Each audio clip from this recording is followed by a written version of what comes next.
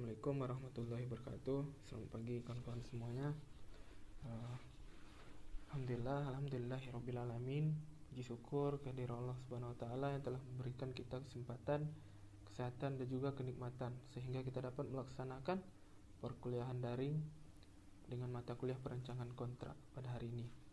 Kemudian salawat dan salam kita kirimkan buat junjungan alam, yakni Nabi besar Muhammad sallallahu alaihi wasallam, yang telah membawa umat manusia dari alam jahiliyah ke alam Islamiyah, dari alam kebodohan ke alam yang penuh dengan ilmu pengetahuan seperti yang kita rasakan pada saat sekarang ini. Kemudian yang terhormat kepada dosen pengampu mata kuliah perancangan kontrak, dan juga yang pada hari ini yang saya banggakan kepada kawan-kawan lokal HKB.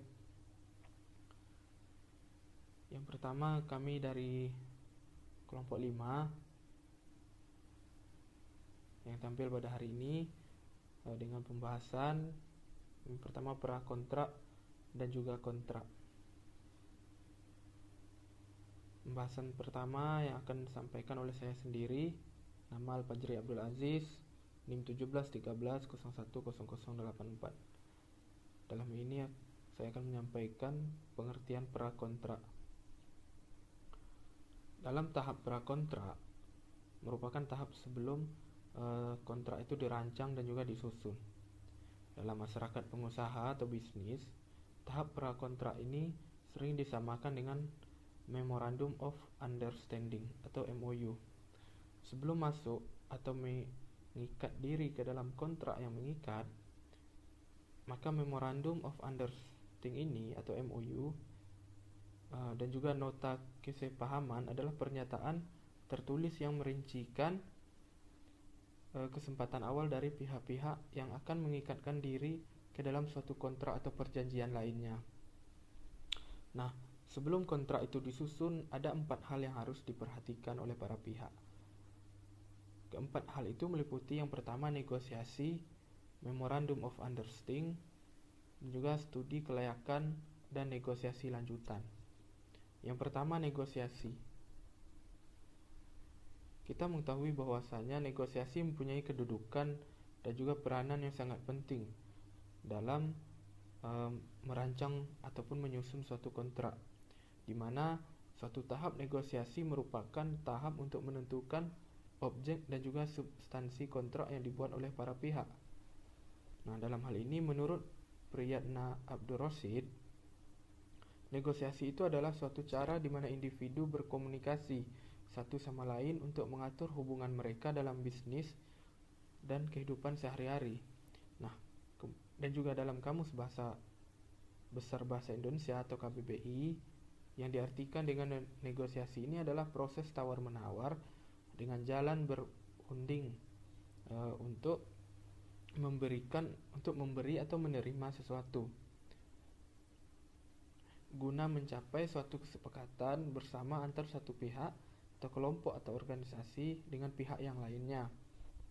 Nah, dari kedua definisi di atas, negosiasi dikonstruksikan sebagai suatu proses tawar-menawar antara pihak yang satu dengan pihak yang lainnya.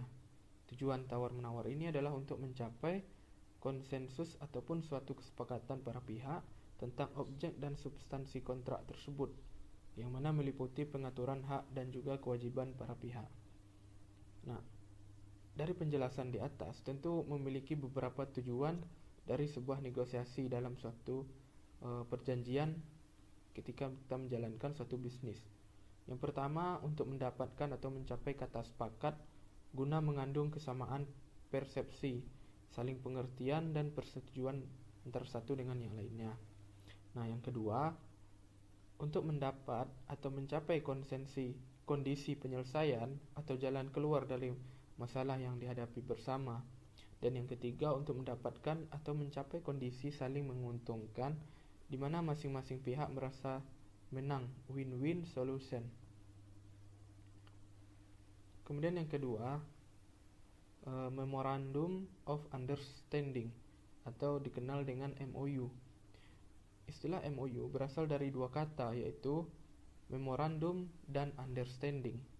Secara gramatikal, memorandum of Understanding ini diartikan sebagai nota kesepahaman, sedangkan understanding diartikan sebagai an implied agreement resulting from the express term of another agreement, yang artinya pernyataan atau persetujuan secara tidak langsung terhadap hubungan dengan persetujuan lain, baik secara lisan maupun secara tertulis.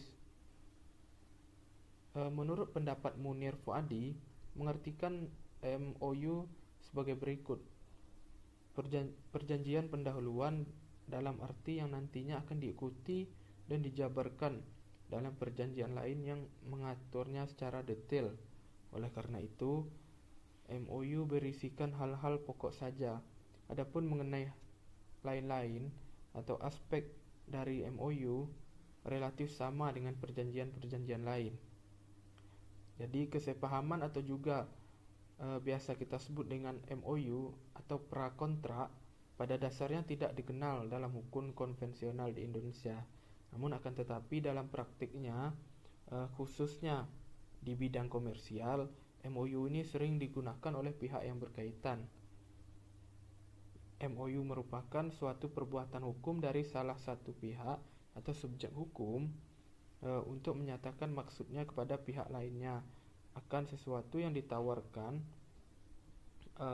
ataupun yang dimilikinya. Dengan kata lain, MOU pada dasarnya merupakan perjanjian pendahuluan yang mengatur dan memberikan kesempatan kepada para pihak untuk mengadakan studi kelayakan terlebih dahulu sebelum membuat perjanjian yang lebih terperinci dan mengikat para pihak yang nantinya akan melaksanakan suatu kontrak. Mungkin hanya itu yang dapat saya sampaikan.